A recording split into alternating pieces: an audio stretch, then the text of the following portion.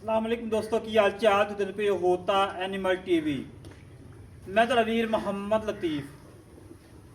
दोस्तों सब पहले साढ़े चैनल में सबसक्राइब करो ताकि साड़ी हर आने वाली वीडियो मेरे वीर आसान तरीके ਨਾਲ देख सकन। ਅੱਜ ਵੀਰਾਂ ਵਾਸਤੇ ਚੋਲਸਤਾਨੀ ਤੇ ਬਰਾਜ਼ੀਲਾ ਕ੍ਰਾਸ ਕਰਿਆ ਏ। ਦੂਜੇ ਨਵੈੜ ਏ ਗੱਬਨ ਤਿਆਰ ਏ 20 ਤੋਂ 25 ਦਿਨ ਲੈਂਦੀ ਏ। ਮਾਸ਼ਾਅੱਲਾ ਮਾਲਕਾਂ ਦਾ ਕਹਿਣਾ ਕਿ ਪਹਿਲੇ ਸੂਏ 17 ਤੋਂ 18 ਕਿਲੋ ਦੁੱਧ ਕੱਢ ਦਈਏ।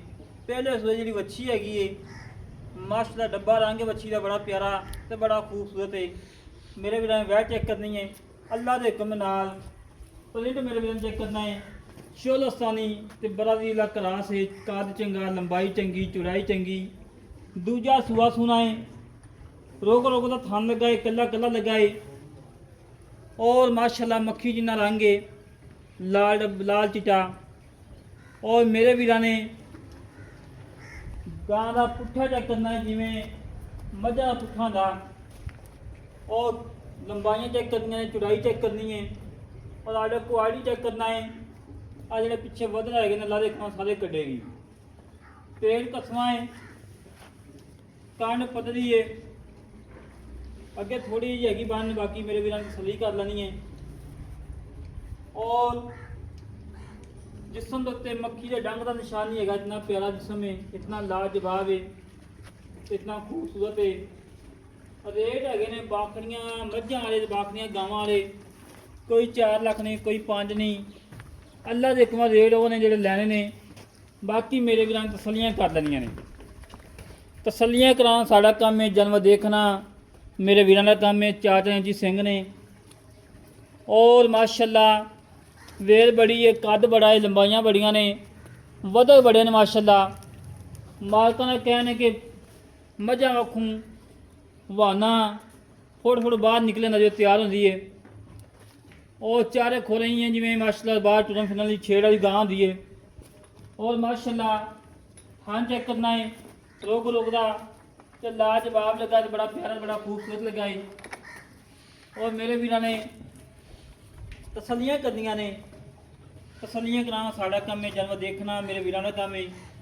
बाकी मैं अपने वीरां कहना कि छड़ के तोड़ के विखा दें। कोई सरनवाज कंडा वगैरह किसी किस्म का घाटा वादा मेरे वीरां सामने आ जाए। और जोड़े वीर कहते कि लतीफ़ भाई गरीब घर दुध को 17-18 किलो गां दवे, चंगी होवे और सील साऊ होवे, उन्होंने वीरां वास्ते अज दा अनमोल हीरा है, अंटीक पीस है।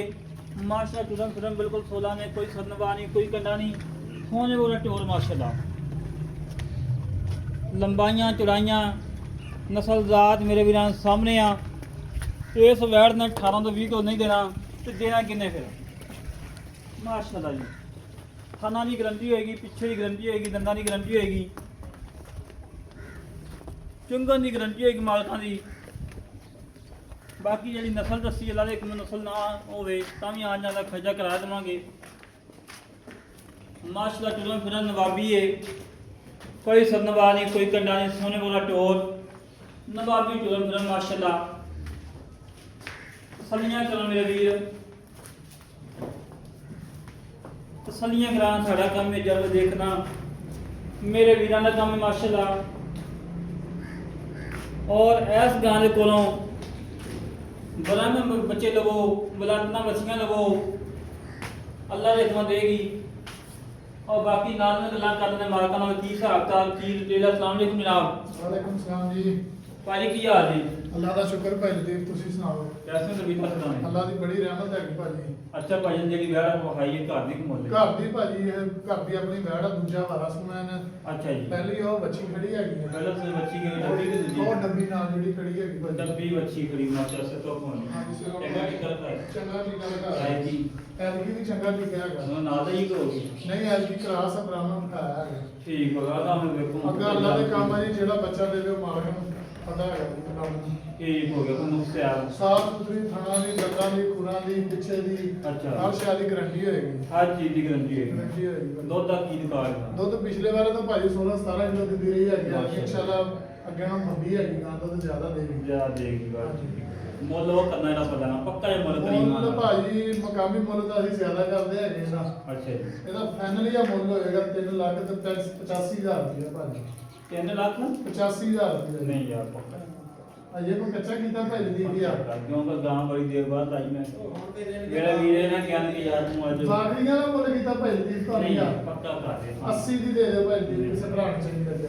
ਉਸਦਾ ਚੀਜ਼ ਆ ਜਾ ਮੇਰਾ ਘਰ ਦੀ ਤੂੰ ਮੁੱਲ ਦੇ ਯਾਰ 3.5 ਦਾ ਤੇ 3.5 ਦੀ ਗਾਂ ਦੇ ਦੇ ਭਾਈ ਦੀ। ਫੇਰ ਵੀ ਤੇਰੇ ਚੈਨਲ ਵਾਸਤੇ ਵੀ ਤੂੰ ਕਦੇ ਗਾਂ ਨਹੀਂ ਲਾਈ ਹੈਗੀ ਤੇ ਤੂੰ ਕਹਿੰਦਾ ਮੈਂ ਗਾਂ ਲਾਣੀ ਹੈ ਤੇ ਇਹ ਵੇਚਣ ਵਾਲੀ ਬਿਸਮਿਲ੍ਲਾ ਸ਼ੁਰੂਆਤ ਕਰਨਾ। 3.5 ਲੱਖ ਦੀ ਉਮੀਦ ਕੋਈ ਮੌਕੇ ਤੇ ਅਜੇ ਪਿਆ ਇਨਸ਼ਾਅੱਲਾ ਪੂਰਾ ਹੋ ਜਾਏਗਾ ਜੀ। ਪਿਆਰ ਮੁਹੱਬਤ ਕਰ ਲਾਂਗੇ। ਲੈ ਦੋਸਤੋ ਭਾਈ ਨੇ ਗੱਲਾਂ ਸੁਣੀਆਂ ਨੇ।